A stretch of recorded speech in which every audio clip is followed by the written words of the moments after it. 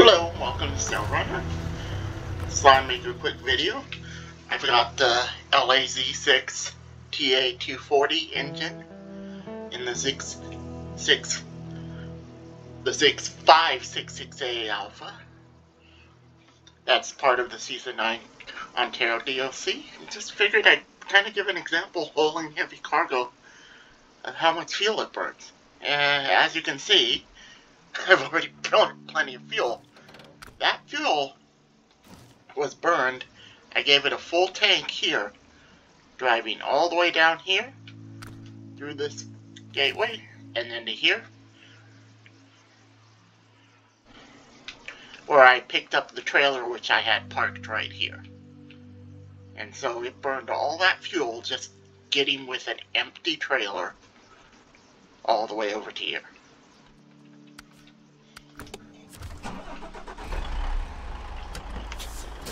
So we'll give it a little out of this, mainly just because I want to keep fuel in its roof rack if I can help it.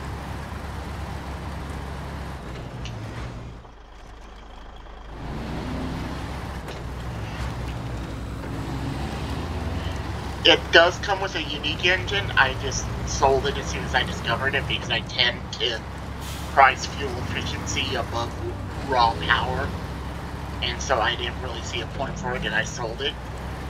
So I decided to go with the TA240 for about $11,000. It's a little over that. Instead of spending $9,000 on the IMC 6210, which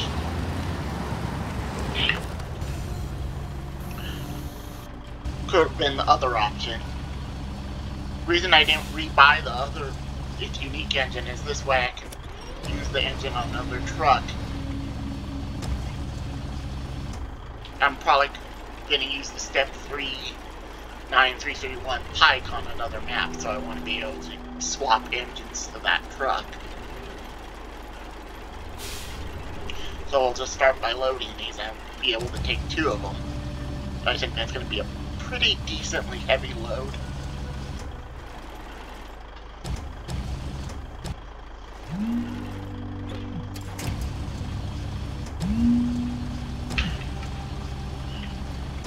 And so we'll just load this up. And just a moment, please. And we're back.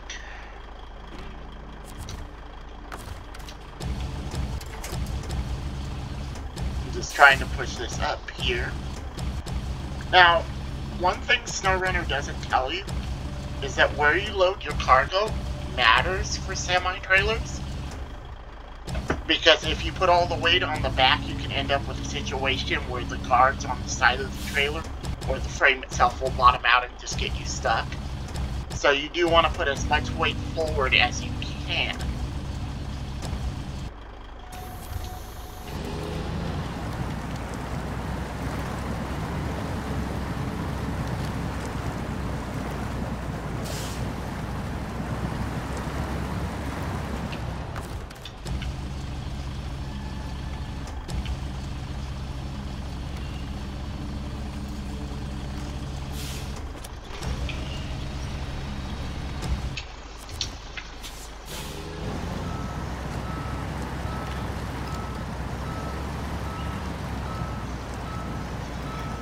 And so that's why I was pushing the cargo towards the front of the trailer.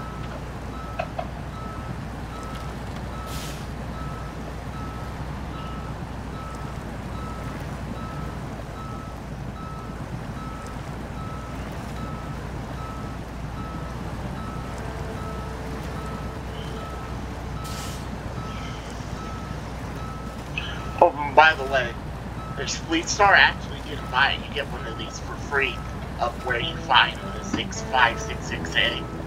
The only downside is it can be a little interesting to get it out, particularly on hard mode if you don't want to pay for a recovery. Because it has highway tires. The game devs didn't give it all-terrain, which is personally what I would prefer, but so that does sometimes make it a little interesting.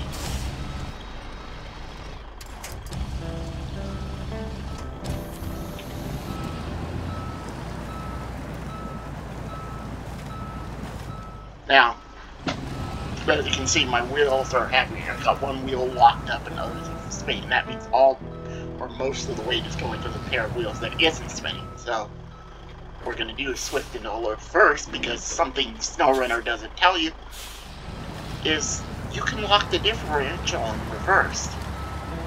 Just kind of interesting, but it's something to know. Because normally,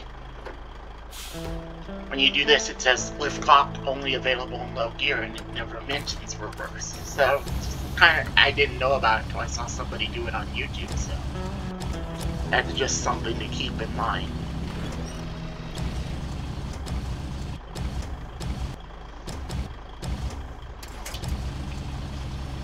We'll just move these all the way up to the front.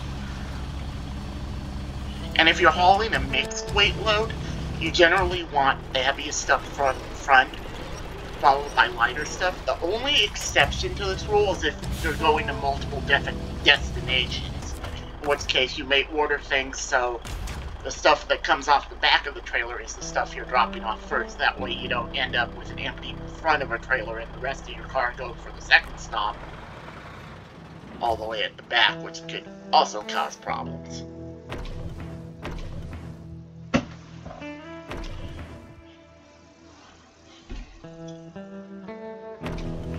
And there, that way it has a full tank. I'm going to use it to bring out an oversized shipping container. As there are 3 of them, you have to move off here out of Burns Forest to a railroad yard on the other map. So that's why I didn't really want to dip into its fuel roof rack, so I had plenty of fuel to get that job done.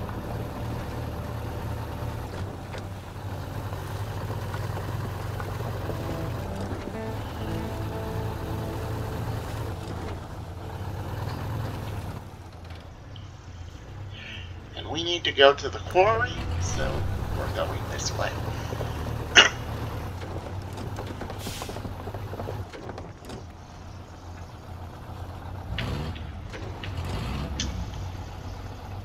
And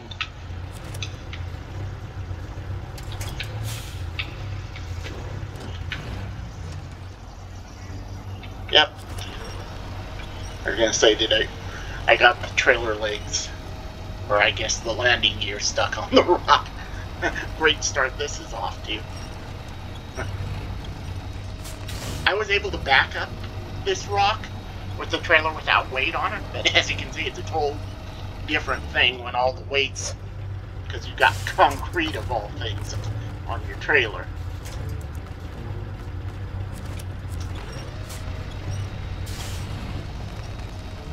So I guess we get a demonstration of how not to pull up from this little swamp with a loaded semi-trailer. Which, although this is kind of a good thing that this happens, because it looks like it's only just on the landing gear on the left side. It doesn't look like the right one's even making contact. Yeah, I got it stuck. We're going to turn the engine off and go to the other truck.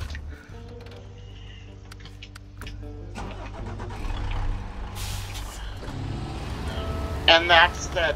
One of the things that can get you into trouble, as you can see here, is not having enough weight for your vehicle to have contact with the ground.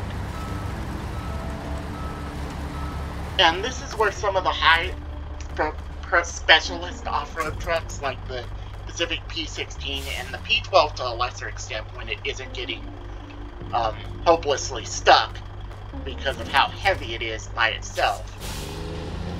And the Zikz 605R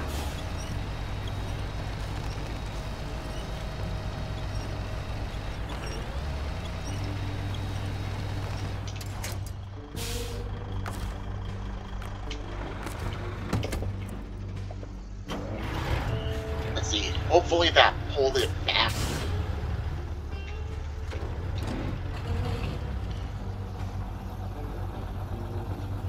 Okay, what we can actually do is we're going to detach the trailer.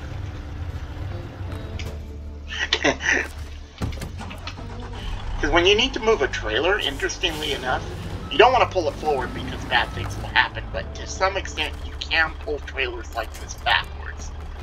Just do it very carefully. I'm going to put it low because I don't want to get going too fast and have it tip over on me.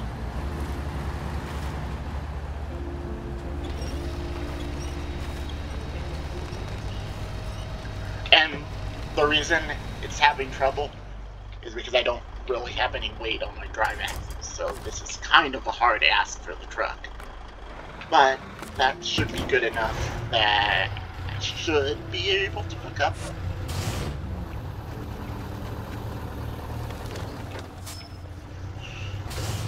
So it's going to be a little bit of an awkward angle, but that can't be helped.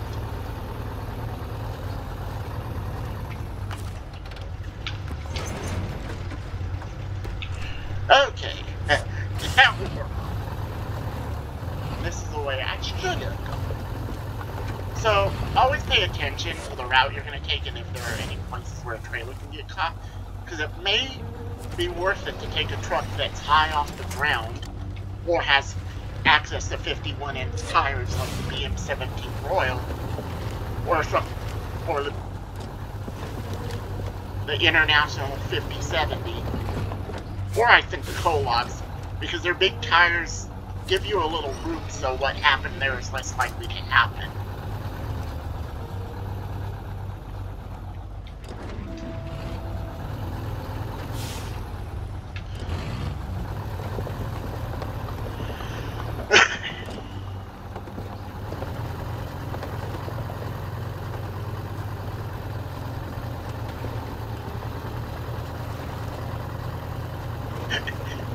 And as you can see, it's lifting the front of the truck up. That was interesting. That means most of the weight's on it. Now, the one good thing about a truck like this with only one rear drive axle is that all the weight's there. And that can help you sometimes when you're going up a dirt hill, because you'll have all the power going there, instead of being spread out by multiple wheels. But as you can see, this load's so heavy, it's barely having enough power to get up. That's why the wheels seem like they're easing and locking up and then flitting forward. So we're going to downshift into low, and that should give us more consistent progress.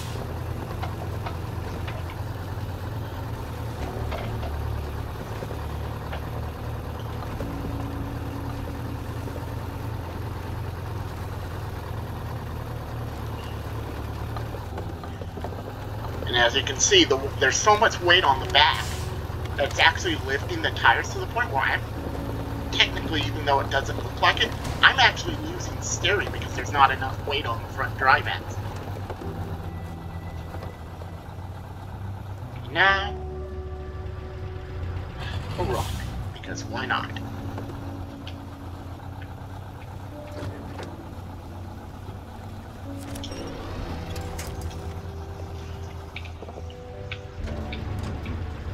I'm gonna back up because I don't know what. Oh, looks like there's a rock underneath my trailer. Oh, that could have ended badly. And that's the thing, when you're at the edge of what an engine power is, you have to be afraid of rocks, even that small, stopping you.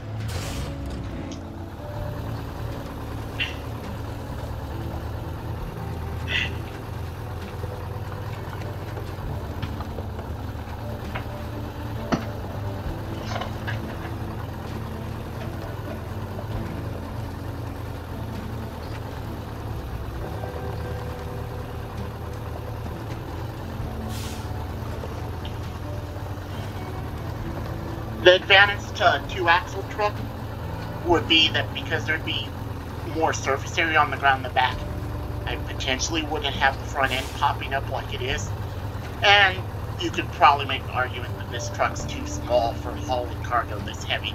I just kind of wanted to see what it was actually capable of, even though my personal opinion is you take the last 6 T195 engine, which gives you a slight power bump over the stock engine.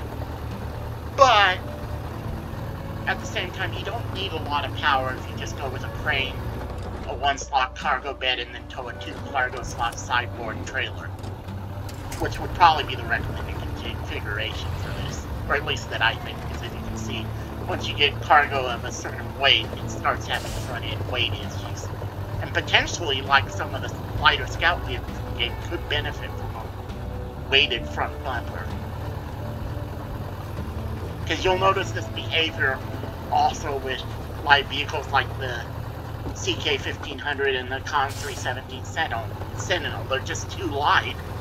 And that means they can't also take advantage of the pulling power they have, that may actually be able to pull the weight on a 2-cargo slot flatbed scout trailer, but you can't, because as you can see, this front end just jumps around and they behave the same way if you have too much weight on it.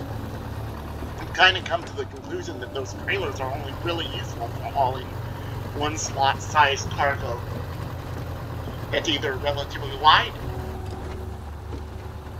like say consumables or wooden planks, for example, or service spare parts. And then anything bigger than that, you either need a big truck, or you need a Lodestar 1700, or the R87, because those vehicles have enough weight and propelling power that they can transfer to the ground because of that weight, to basically not really have to care what you load on the trailer, like you do with the other scouts.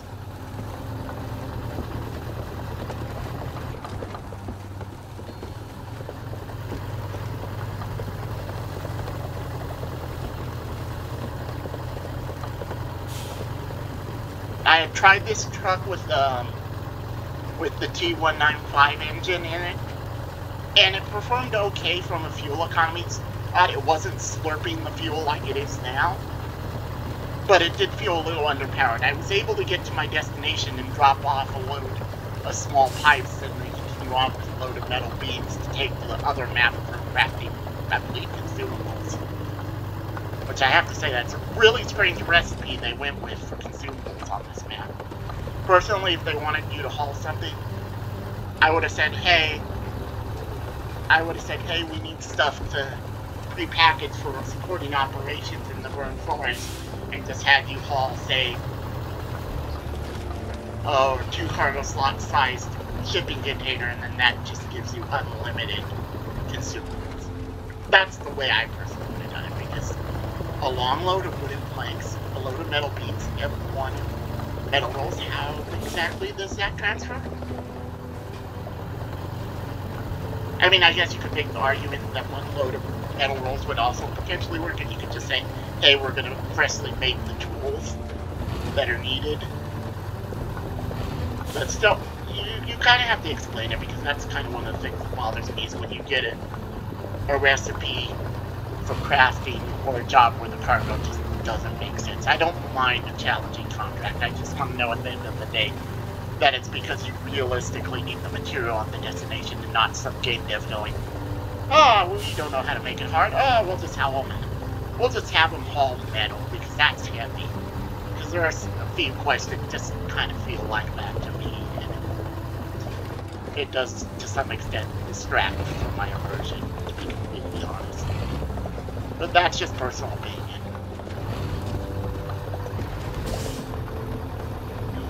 A good example being the metal beams that have to be delivered to the down power poles in the island lake. How exactly do metal beams fix wooden power or telephone poles? I would have personally expected service spare parts ×1, but it's something like that where it's like, okay, this cargo makes no sense, so they're basically using this cargo to artificially increase the difficulty. That does take a little enjoyment out of it for me.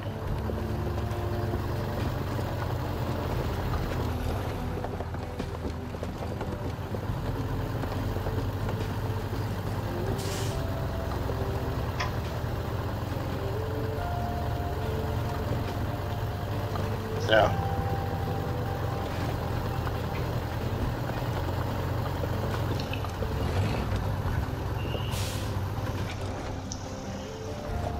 let's see, can we actually make it? I can't turn off the all-wheel drive until I don't want it, because it's always on, even though technically I don't need it for going down this hill.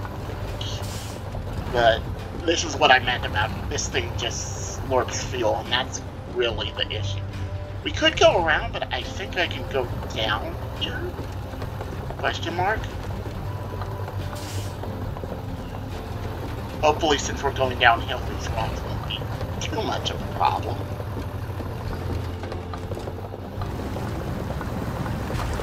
Oh, and of course, it's going to be all the way over there. Oh, go around this cement, piece of cement, I guess a cement beam, huh? As you can see,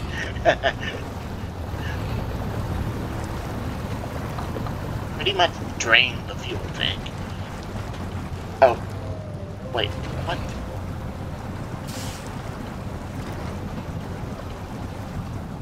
Oh. Okay.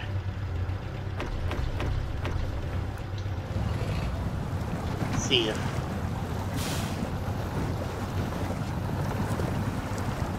Okay. There you go.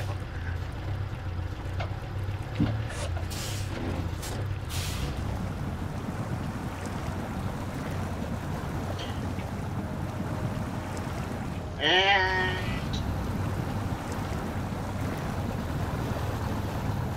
guess what I'll do is I'll cut the video right here and get back when I'm back picking up the final piece so we can see how it does under a slightly lighter load than what we have here.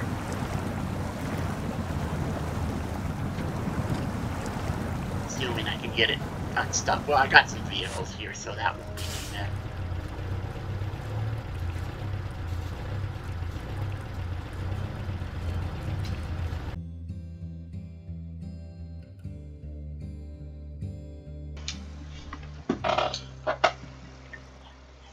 And we're back.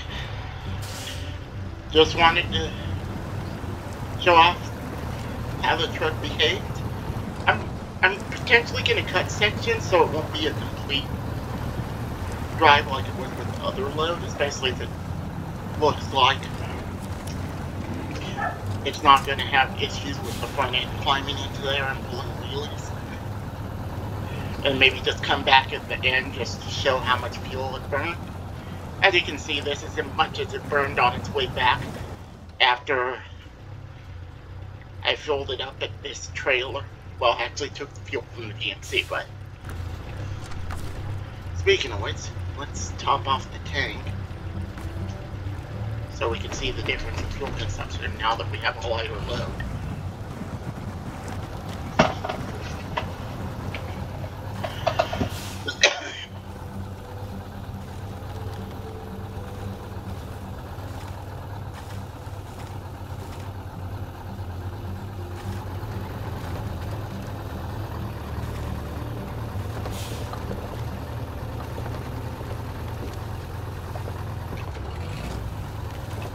Let's also see if we can get onto the main road the right way this time.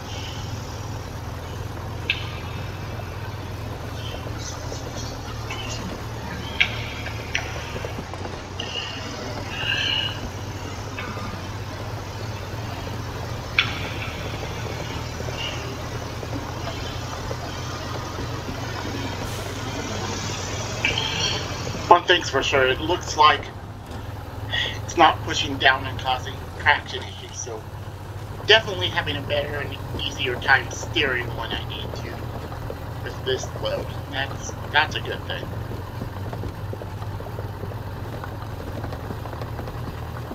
It was only because I really had it heavy and overloaded that I was having issues with the front end popping up. Or at least lightening up enough that I didn't have enough traction to steer. And just as I say that, the front end lifts a little. Of course it does. But this is nowhere near as problem-causing as with 2 concretes left, which is nice.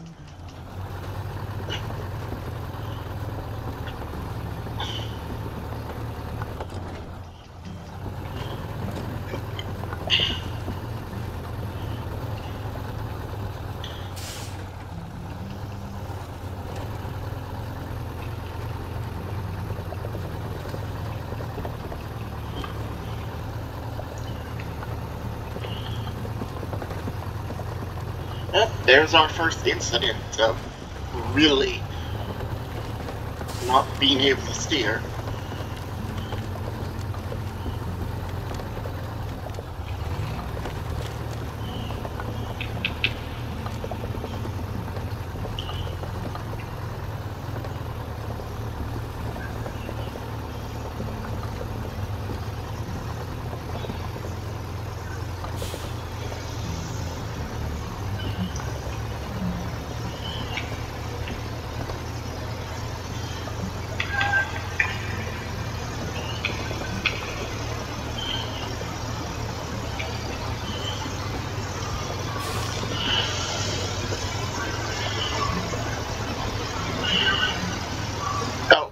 Be careful on this corner because, as you can see, some of the rocks can lift you, and if you're in a truck especially prone to tip over, they can potentially send you over, so be careful on this corner.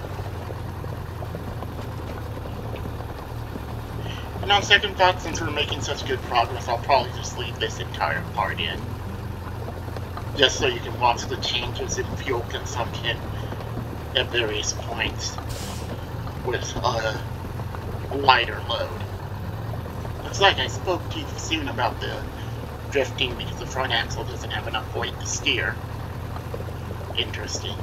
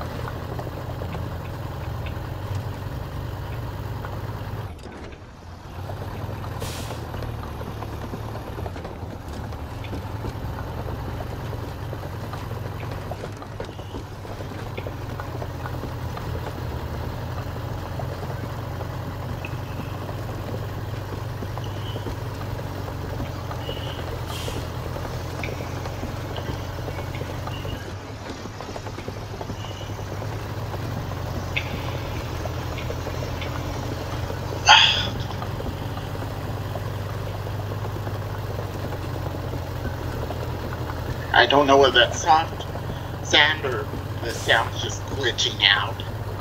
That's annoying.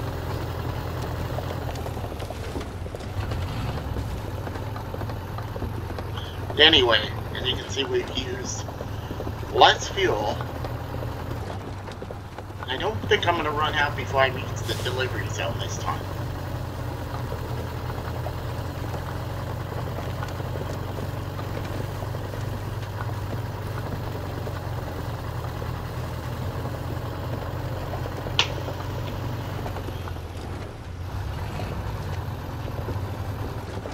Whoa, oh no. And we almost made it.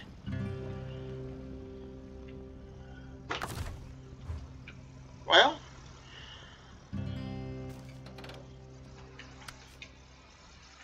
and I sent the twin steer over here to do something else because I didn't think we'd need it. Let's see. These both are by the entrance, so... Okay. Let's see what... Well, the GMC should be heavy enough. Although, the issue is I don't have something with a crane here.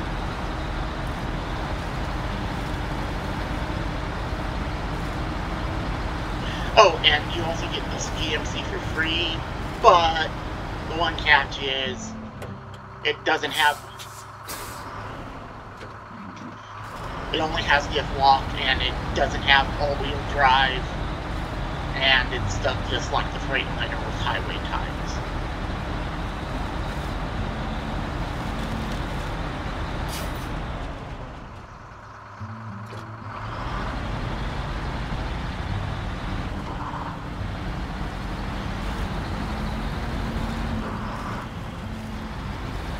So right now I'm rocking, I think, UOD1 is what I want to say, I'm rocking this truck.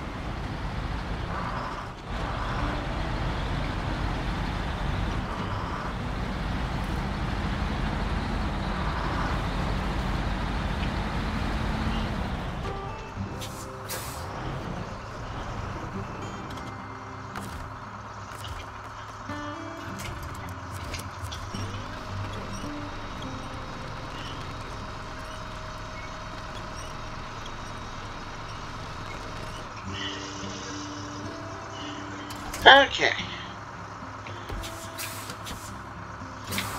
Well, I need to bring the Freightliner here with the crane, I guess, anyway.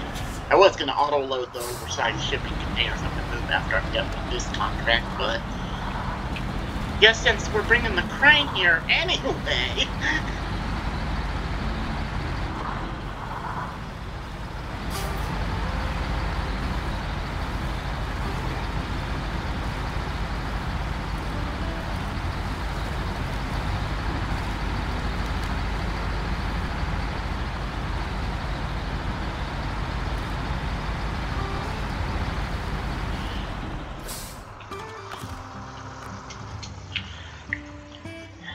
And this part of the journey I am going to cut out.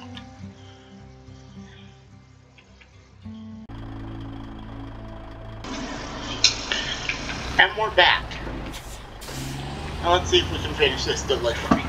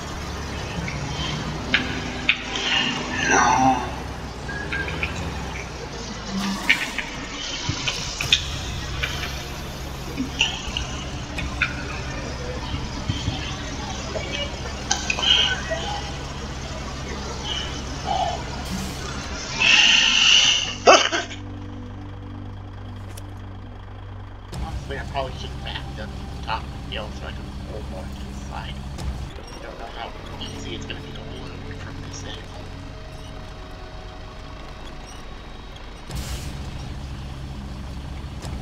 One thing's for sure, the fact that this is the American crane with better hydraulics definitely makes a difference, because the Russian crane, or whatever they based it on for the crane the Russian trucks use, didn't have the pressure, hydraulic pressure to do that, but North American does, and it's reloaded, and now we just have to be careful. We're gonna back down.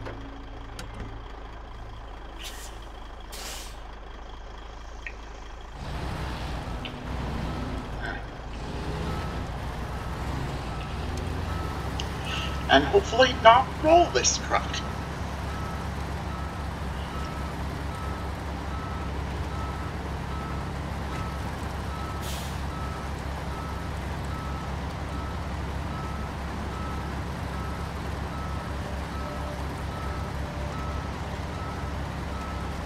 Now, since I'm going a long way around,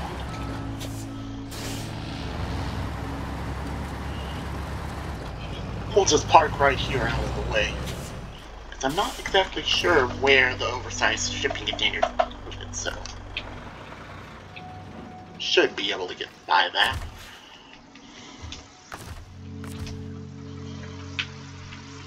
Oh, and we're just far enough that I can't do it that way.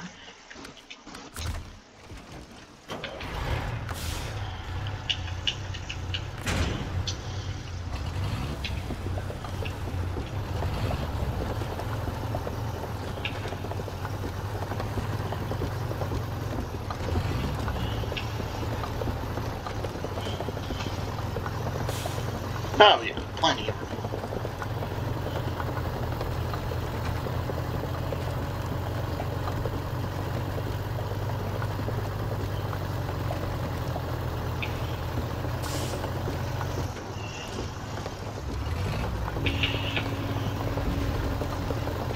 Whoa! That one was my fault.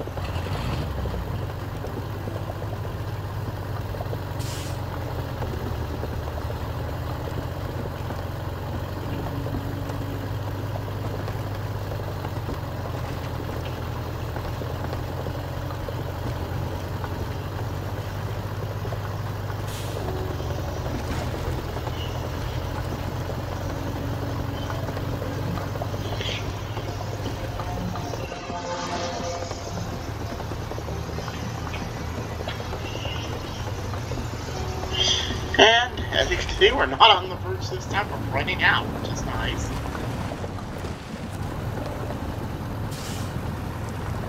So I guess this can be used for a semi-tractor for relatively light loads. It's not my first choice. Oh, that's why it's kicking up. It's kicking up because of the concrete pads. I didn't even notice that.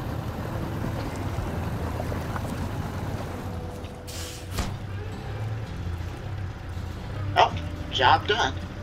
Ooh, quarry warehouse opened. Oh, thank you for watching.